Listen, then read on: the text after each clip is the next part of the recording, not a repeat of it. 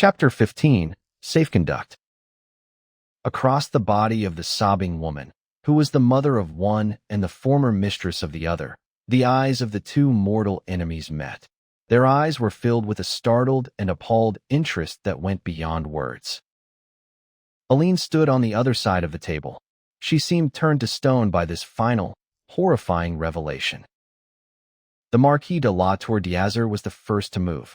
His bewildered mind recalled what Madame de Plougastel had said about a letter on the table. He stepped forward, and no one stopped him.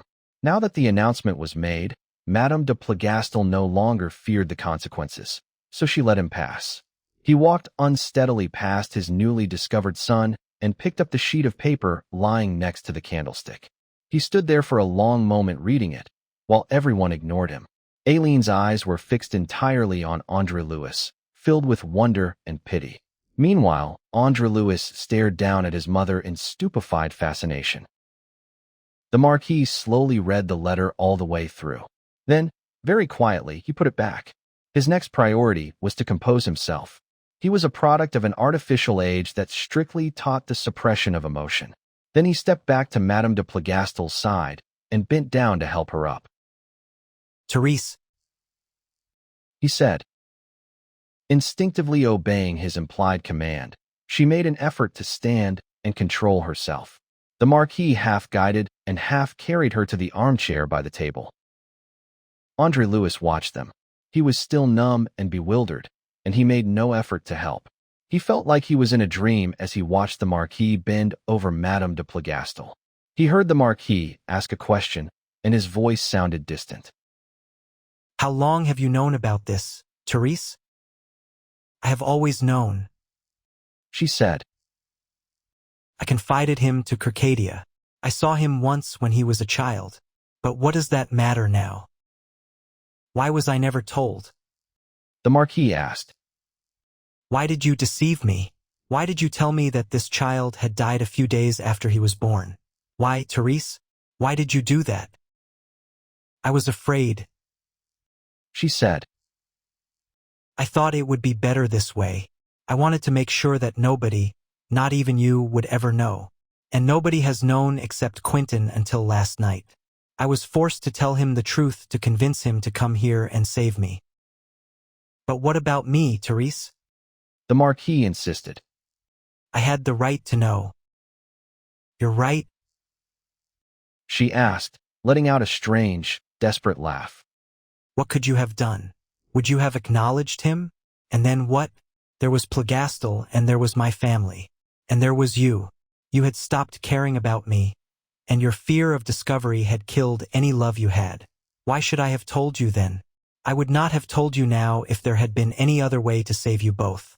I suffered this exact same terrible fear once before, when you and he fought in the woods. I was on my way to stop the duel when you met me.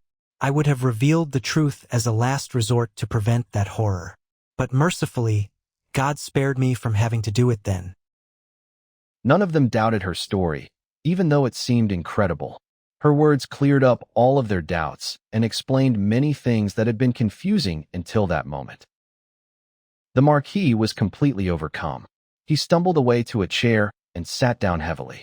He lost control of himself for a moment and buried his haggard face in his hands. Through the windows that were open to the garden, they could hear the faint, distant beating of a drum. It was a reminder of the chaos happening outside, but they ignored the sound. To each of them, it felt like they were facing a horror much greater than anything tearing Paris apart. Finally, André-Louis began to speak. His voice was steady and incredibly cold. Monsieur de la Tour d'Azur, He said. I assume you agree that this revelation is just as disgusting and horrible to you as it is to me. However, it changes nothing. It does not erase everything that stands between us. Or, if it changes anything, it only adds more to our score. But what is the point of talking? Here, monsieur, take this safe conduct. It is made out for Madame de Plougastel's footman. Use it to escape as best as you can. In return, I ask that you never allow me to see you or hear from you again. André. His mother turned to him with a cry, and then she asked that same question again. Do you have no heart? What has he ever done to you to make you hate him so much? I will tell you, madam, André-Louis said. 2 years ago, in this very room, I told you about a man who brutally murdered my best friend and ruined the girl I was going to marry. Monsieur de la Tour d'Azur is that man. She answered only with a moan and covered her face with her hands. The Marquis slowly stood back up. He stepped forward slowly, and his smoldering eyes scanned his son's face. You are a hard man, He said grimly. but I recognize that hardness comes from the blood you carry. Spare me that. André-Louis said. The Marquis bowed his head.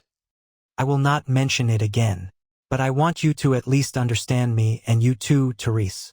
You accuse me of murdering your best friend. I will admit that the methods I used were perhaps unworthy. But what other methods did I have to handle an emergency that has only grown more obvious every day since then? Monsieur de Vilmorin was a revolutionary. He was a man with new ideas who wanted to overthrow society and rebuild it the way he wanted. I belonged to the class that just as rightfully wanted society to stay the way it was. It was not only better for me and my family, but I also argue that it is better for the whole world. In fact, no other kind of society is even possible. Every human society must naturally be made up of different classes. You might temporarily mix it up into a disorganized mess with a revolution like this, but it is only temporary. Soon, out of the chaos that you and your kind create, order has to be restored or everyone will die. And when order is restored, the different classes that are necessary for an organized society will return. The people who were at the top yesterday might lose everything in the new order without it actually helping anyone else. That was the change I fought against. I fought the spirit of that change with whatever weapons I had, whenever and wherever I found it. Monsieur de Vilmorin was an agitator of the worst kind. He was an eloquent man full of false ideals. He tricked poor, ignorant men into believing that this proposed change could make the world a better place for them. You are an intelligent man, and I challenge you to answer me honestly. Could such a thing ever be true or possible? You know it is false, and you know it is a dangerous idea. What made it even worse was that Monsieur de Vilmorin was sincere and eloquent. His voice was a danger that had to be removed and silenced. That was necessary for self-defense, and I did it to protect myself. I had no personal grudge against Monsieur de Vilmorin. He was a man of my own class. He was a polite, likable, respectable, and capable gentleman. The Marquis paused, and then continued. You imagine that I killed him just because I wanted to kill, like some jungle beast attacking its natural prey. That has been your mistake from the beginning. I did what I did with an incredibly heavy heart. Oh, save your sneers. I do not lie, and I have never lied. I swear to you right here and right now, on my hope for heaven, that what I say is true. I hated what I did. But for my own sake and for the sake of my class, I had to do it. Ask yourself whether Monsieur de Vilmorin would have hesitated for even a moment if killing me would have brought his dream utopia a moment closer to reality. He looked steadily at his son. After that, you decided that the sweetest revenge would be to ruin my plans. You did this by reviving the voice that I had silenced. You took up the foolish crusade for equality that belonged to Monsieur de Vilmorin. You lacked the understanding to see that God did not create men equal. Well, tonight you are in a position to judge which of us was right and which was wrong. You see what is happening here in Paris.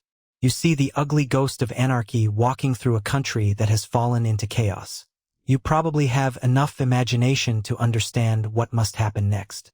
Do you really fool yourself into thinking that a perfect society will rise out of this filth and ruin? Don't you understand that society will soon have to reorganize itself out of all this? But why say more? The Marquis added. I must have said enough to make you understand the only thing that really matters. I killed Monsieur de Vilmorin out of duty to my class. And the truth is that tonight I can look back on that act with peace of mind. I do not have a single regret, except for how it affects the relationship between you and me. I know that truth might offend you, but it should also convince you. When you kneeled beside your friend's body that day in Gavrillac, you insulted and provoked me. If I were the tiger you imagined me to be, I would have killed you too. As you know, I am a man with a quick temper. But I controlled my natural anger because I could forgive an insult to myself, even though I could not ignore a calculated attack against my class. He paused for a moment. André-Louis stood completely still, listening and wondering. The others did the same. Then the Marquis continued, sounding a little less confident. I was unfortunate in the matter regarding Mademoiselle Binet. I wronged you by mistake. I had no idea about the relationship between you two. André-Louis finally interrupted him sharply with a question. Would it have made a difference if you had known? No. The Marquis answered honestly. I share the flaws of my class. I cannot pretend that the kind of morals you are suggesting would have influenced me. But if you are capable of any fair judgment, can you really blame me that much for it? When I consider everything, monsieur, I am quickly being forced to conclude that it is impossible to blame any man for anything in this world. André-Louis said. We are all just toys played with by destiny. Think about this family gathering here tonight while out there. Oh my God! Let us just end this. Let us go our separate ways and write the end to this horrible chapter of our lives. The Marquis looked at him seriously and sadly in silence for a moment. Perhaps it is for the best. He finally said in a quiet voice. He turned to Madame de Plougastel. If there is one wrong I must admit to in my life, one wrong that I must bitterly regret, it is the wrong that I have done to you, my dear. Not now, Gervais. Not now. She stammered, interrupting him. I must say it now, for the first and last time. He said. I am leaving.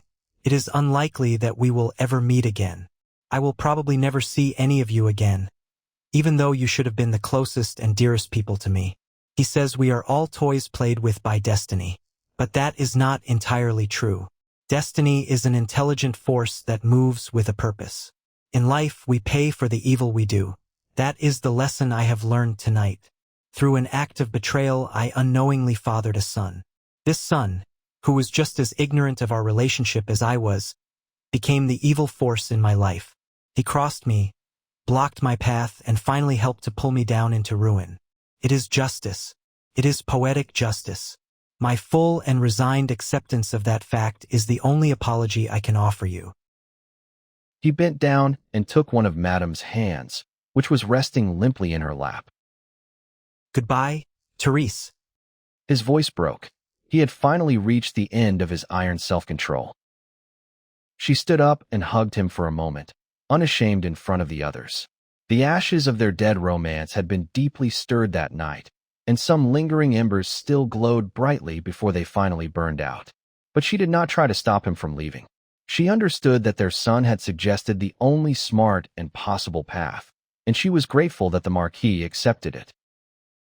God protect you, Gervais. She whispered.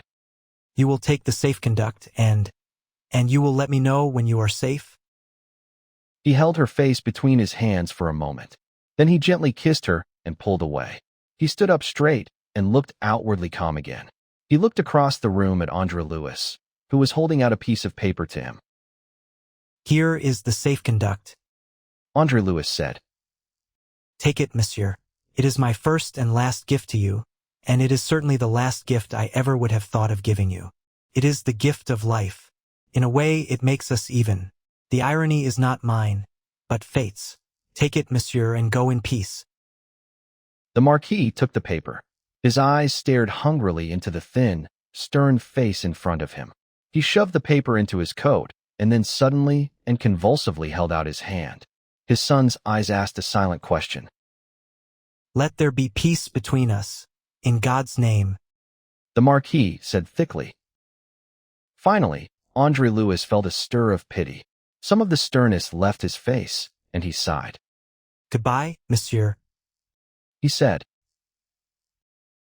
You are hard. His father told him, sounding sad. But perhaps you have the right to be.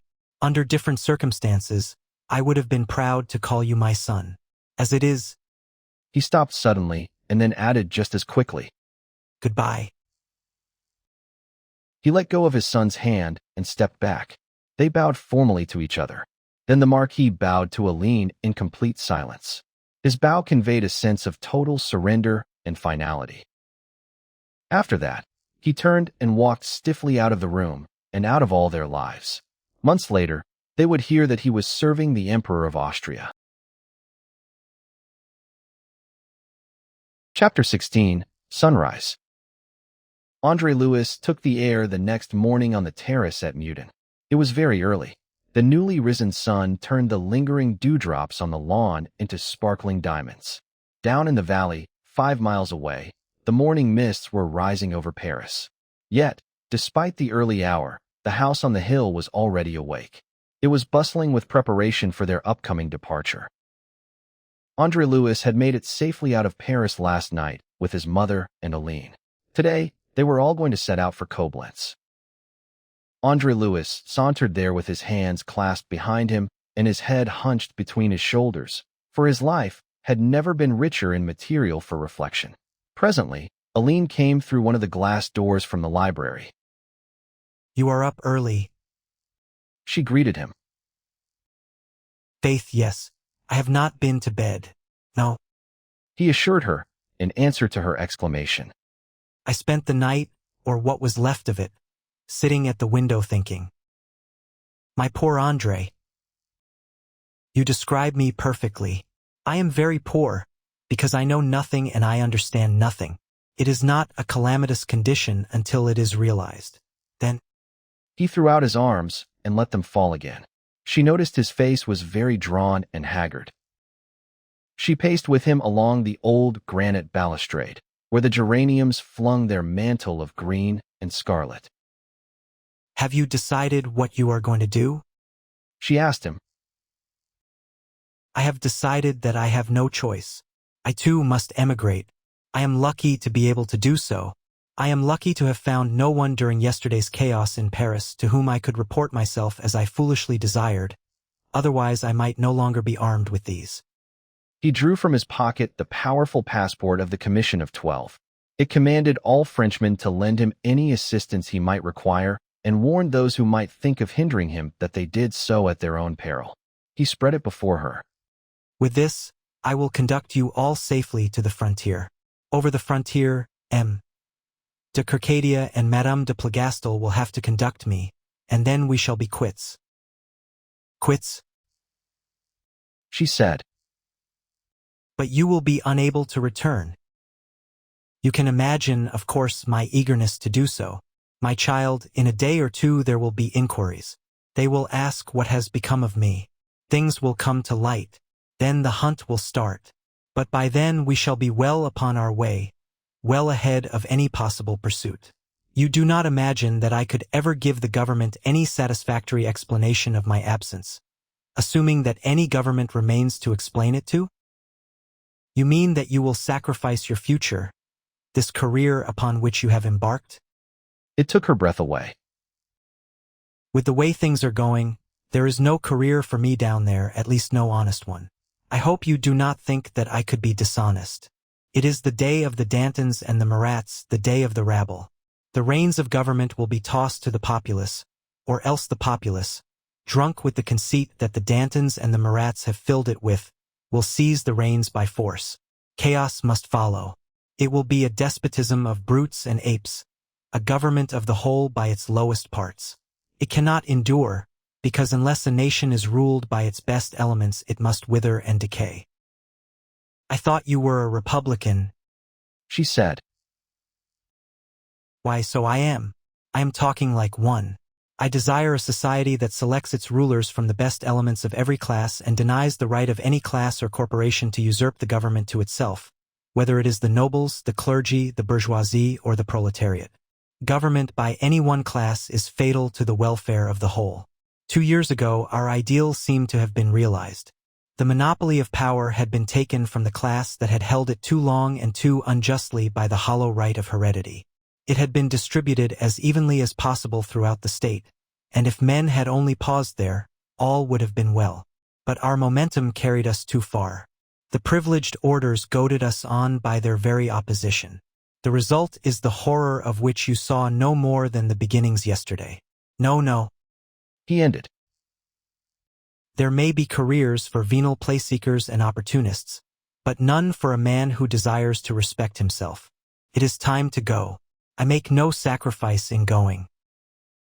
But where will you go? What will you do? Oh, something. Consider that in 4 years I have been a lawyer, a politician, a swordsman, and a buffoon, especially the latter. There is always a place in the world for Scaramouche. Besides, do you know that, unlike Scaramouche, I have been oddly provident? I am the owner of a little farm in Saxony. I think that agriculture might suit me. It is a meditative occupation, and when all is said and done, I am not a man of action. I do not have the qualities for the part. She looked up into his face, and there was a wistful smile in her deep blue eyes. Is there any part for which you do not have the qualities, I wonder? Do you really think so? Yet you cannot say that I have made a success of any of those that I have played. I have always ended by running away. I am running away now from a thriving fencing academy, which is likely to become the property of Leduc. That comes from having gone into politics, from which I am also running away. It is the one thing in which I really excel. That, too, is an attribute of Scaramouche. Why will you always be deriding yourself? She wondered. I suppose it is because I recognize myself as part of this mad world. You would not have me take it seriously? I should lose my mind entirely if I did, especially after discovering my parents. Do not, André. She begged him. You are insincere, you know. Of course I am. Do you expect sincerity in man when hypocrisy is the very keynote of human nature? We are nurtured on it, we are schooled in it, we live by it, and we rarely realize it. You have seen it rampant and out of hand in France during the past 4 years, with cant and hypocrisy on the lips of the revolutionaries and on the lips of the upholders of the old regime. It is a riot of hypocrisy out of which chaos is born in the end. And I, who criticize it all on this beautiful God-given morning, am the rancorest and most contemptible hypocrite of all. The realization of this truth kept me awake all night. For 2 years I have persecuted M. de la Tour d'Azyr by every means in my power. He paused before uttering the name, as if hesitating how to speak of him. And in those 2 years I have deceived myself about the motive that was spurring me on. He spoke of me last night as the evil genius of his life, and he recognized the justice of this himself. It may be that he was right. Because of that, it is probable that even had he not killed Philippe de Vilmorin, things would still have been the same. Indeed, today I know that they must have been. That is why I call myself a hypocrite, a poor, self-duping hypocrite. But why, André? He stood still and looked at her. Because he sought you, Aline. Because in that alone he must have found me ranged against him, utterly uncompromising. Because of that I must have strained every nerve to bring him down, as to save you from becoming the prey of your own ambition. I wish to speak of him no more than I must. After this, I trust one will never speak of him again. Before the lines of our lives crossed, I knew him for what he was. I knew the report of him that ran through the countryside. Even then I found him detestable. You heard him allude to the unfortunate La Binet last night. You heard him plead his mode of life and his upbringing in excuse of his fault. I suppose there is no answer to that. He conforms to type. Enough. But to me he was the embodiment of evil, just as you have always been the embodiment of good. He was the embodiment of sin, just as you are the embodiment of purity. I had enthroned you so high, Aline, so high, and yet no higher than your place. Could I, then, suffer that you should be dragged down by ambition? Could I suffer the evil I detested to mate with the good I loved? What could have come of it but your own ruin, as I told you that day at Gavrillac? Because of that, my detestation of him became a personal, active thing. I resolved to save you at all costs from a fate so horrible. Had you been able to tell me that you loved him, it would have been different. I should have hoped that in a union sanctified by love you would have raised him to your own pure heights. But that, out of considerations of worldly advancement, you should lovelessly consent to mate with him. Oh, it was vile and hopeless. And so I fought him like a rat fighting a lion. I fought him relentlessly until I saw that love had come to take the place of ambition in your heart. Then I desisted. Until you saw that love had taken the place of ambition. Tears had been gathering in her eyes while he was speaking. Now amazement eliminated her emotion. But when did you see that? When? I was mistaken. I know it now. Yet, at the time, surely, Aline, that morning when you came to beg me not to keep my engagement with him in the Bois, you were moved by concern for him? For him. It was concern for you. She cried, without thinking what she said. But it did not convince him. For me? When you knew, when all the world knew what I had been doing daily for a week. But he was different from the others you had met. His reputation stood high. My uncle accounted him invincible. He persuaded me that if you met, nothing could save you. He looked at her frowning. Why this, Aline? He asked her with some sternness. I can understand that, having changed since then, you should now wish to disown those sentiments. I suppose it is a woman's way. Oh, what are you saying, André? How wrong you are. I have told you the truth. And was it concern for me? He asked her. That laid you swooning when you saw him return wounded from the meeting? That was what opened my eyes. Wounded? I had not seen his wound. I saw him sitting alive and apparently unhurt in his carriage, and I concluded that he had killed you as he had said he would. What else could I conclude? He saw light, dazzling and blinding, and it scared him. He fell back, putting a hand to his brow. And that was why you fainted? He asked incredulously. She looked at him without answering. As she began to realize how much she had been swept into saying by her eagerness to make him realize his error, a sudden fear came creeping into her eyes. He held out both hands to her. Aline, Aline. His voice broke on the name. It was I. Oh, blind André, it was always you, always. Never did I think of him, not even for a loveless marriage, except once for a little while, when that theater girl came into your life. Then she broke off, shrugged, and turned her head away. I thought of following ambition, since there was nothing left to follow. He shook himself. I am dreaming, of course, or else I am mad. He said. Blind, André, just blind. She assured him. Blind only where it would have been presumption to have seen. And yet, she answered him with a flash of the Aline he had known of old. I have never found you lack presumption. M. de Circadia emerged a moment later from the library window. He beheld them holding hands and staring at each other beatifically, as if each saw paradise in the other's face.